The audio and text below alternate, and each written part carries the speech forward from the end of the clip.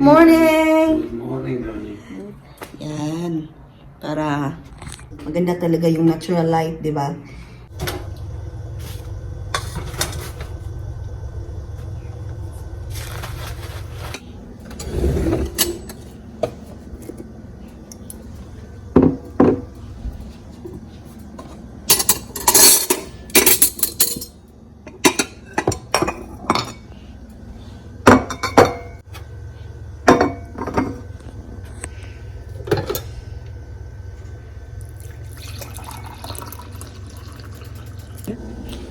Ano kayang lutuin namin mamaya? Ano meron dito?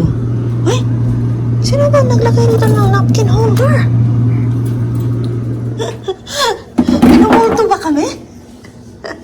Are you sure, honey, you're not the one who putting the napkin holder on the refrigerator? Yeah, you did. Are you sure? Yeah. Nakita mo ba? Did you see me?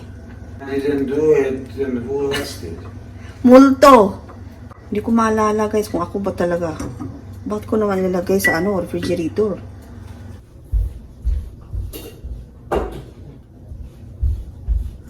Dito tayo.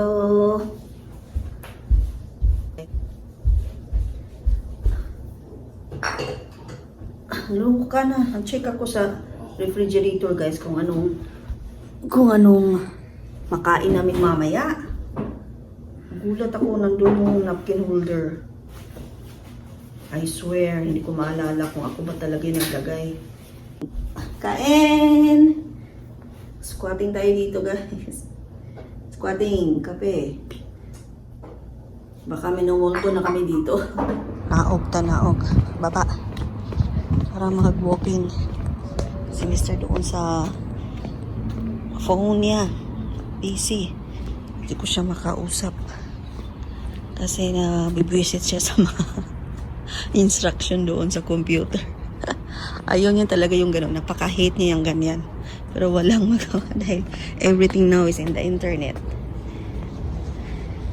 Ito tayo. Very quiet.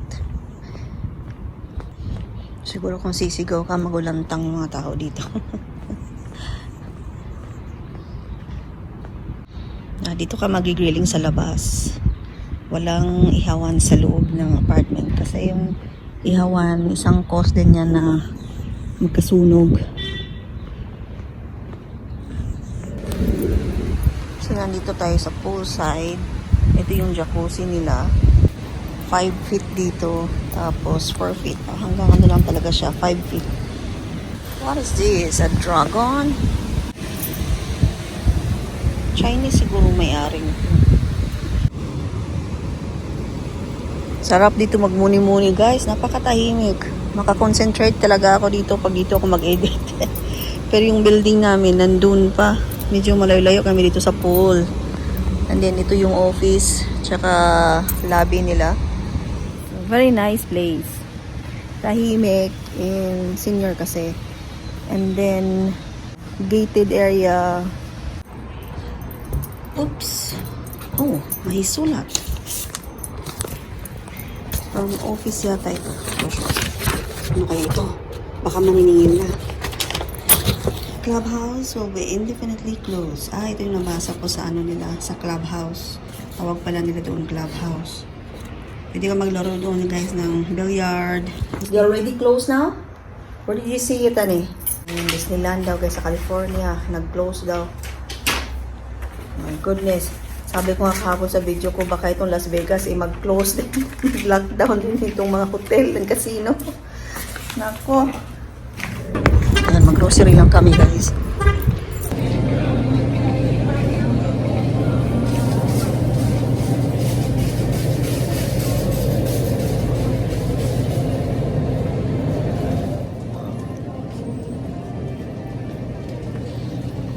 Sweeties. O si Mr. ng Sweeties.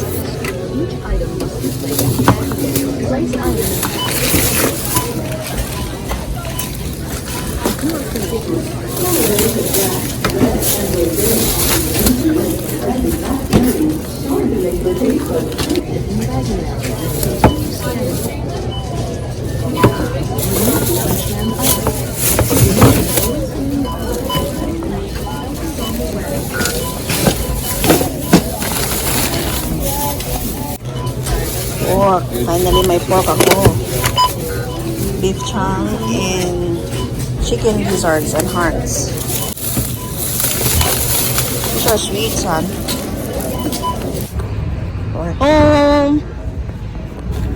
Mulan siya. Pero hindi siya malakas. Thank God.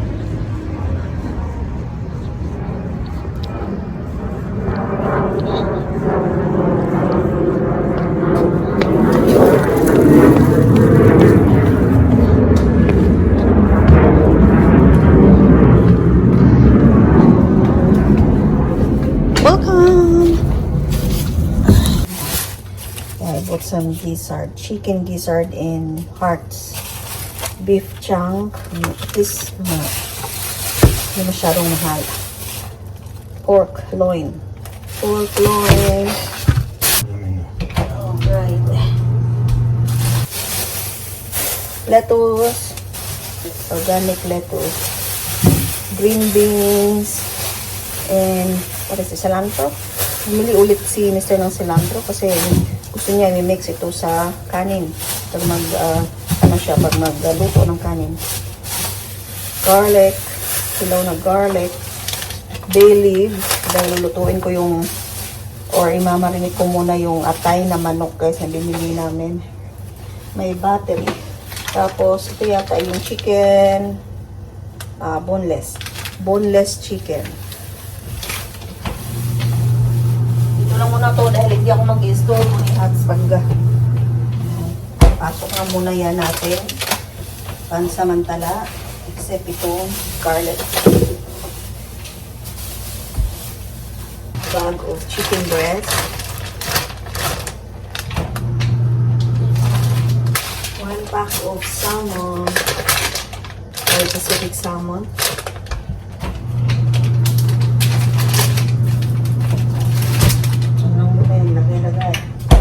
Ito mga canned goods. So, i-arrange ko lang ito mamaya kasi magluluto na sila. Kasi ano na, gabi na.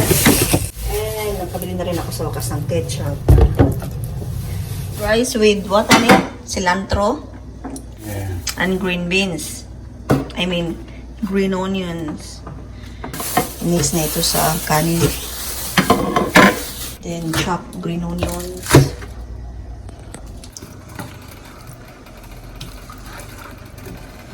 Rice with salt. I'm gonna drain it. Hmm? Gonna drain the water. Hmm? This is a different way of making rice. Hmm. It's different way of making rice daw guys. Tingnan natin, parang first time ko to. First time ko to makita na luto siya ng ganito. Nalagyan daw na niyang cilantro, green onions. Ano kayong lasa?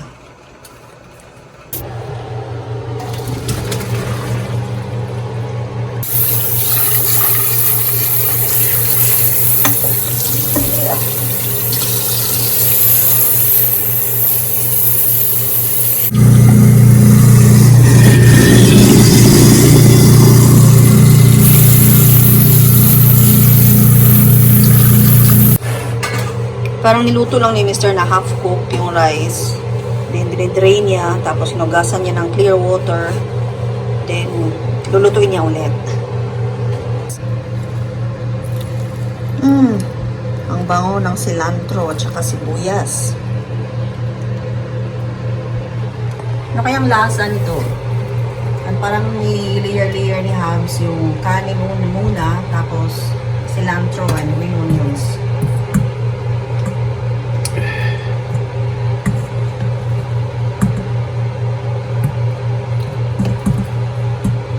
Iranian style also, honey? Yeah.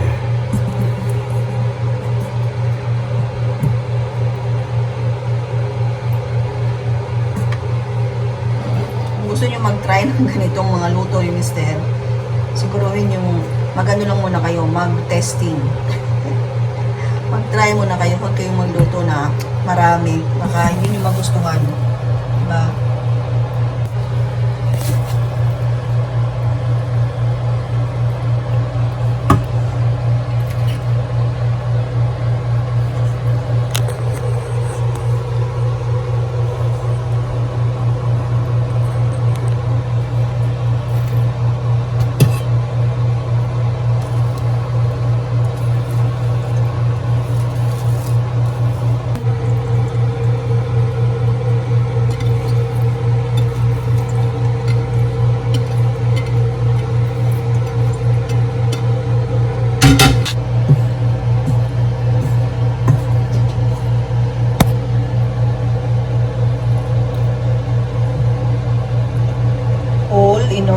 what, honey? Uh-huh. You're making The holes. steam goes all over the place. Okay.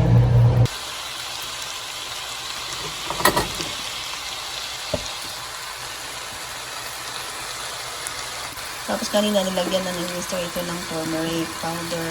Okay, kunti. Are you gonna mix that here?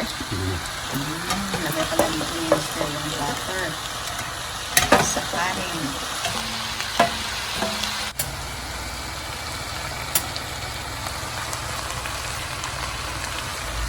Nag-melt na yung butter at nahalo dito sa rice. What you call of this rice, Ari? Sabzi pero Mahei. Sabzi? Sabzi means vegetables. I mean those vegetables. You know. Rice with vegetables? With those vegetables? Yes. Kunting tubig? Kunti lang.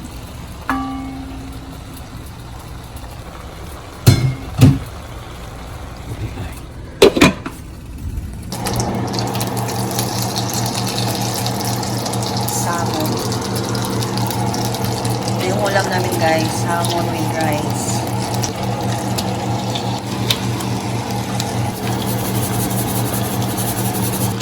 Sprinkle it with salt and pepper.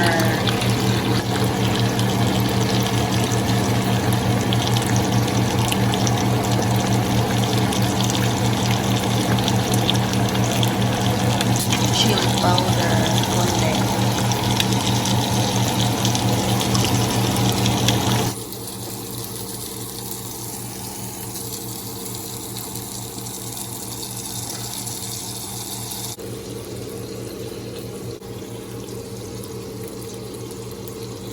Another one.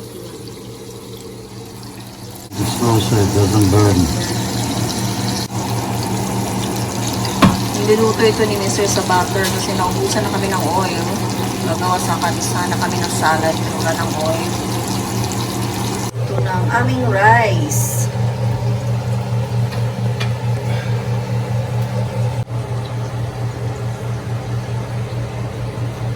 Bango ng cilantro.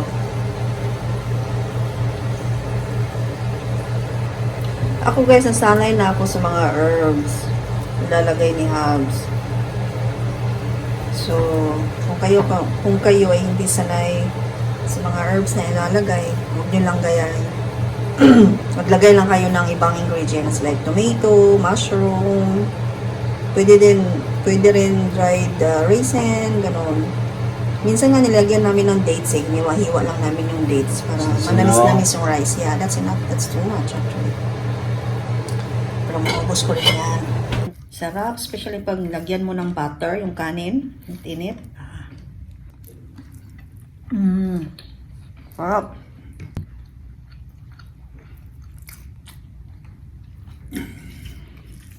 Sarap magkamay. Ayan.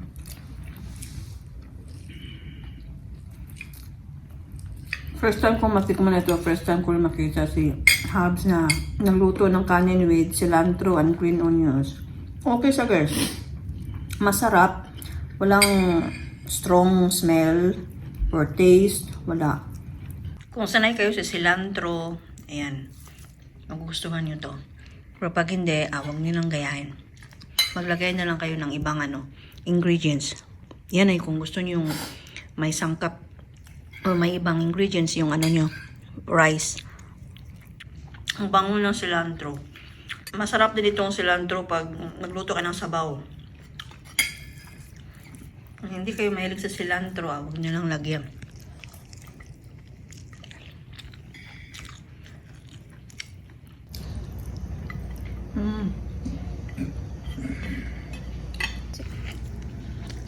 Finish. Listen to Hubs. And the next round is tea. Hopefully by tomorrow. Tomorrow is Friday the 13th, right? Yeah. Hopefully darating yung namin, furnitures. Hopefully. Yung tatay niya tumawa, guys. Nagpunta daw siya ng Costco. Grabe daw ang taong nakapila. Nagpanic buying daw doon. Sabi ni Hubs, bakit kasi kakain ng mga exotic food? Mga bat, mga ganun. Sana leave them alone lang daw. So alright guys, that's it for our vlog. Bye! Thank you for watching.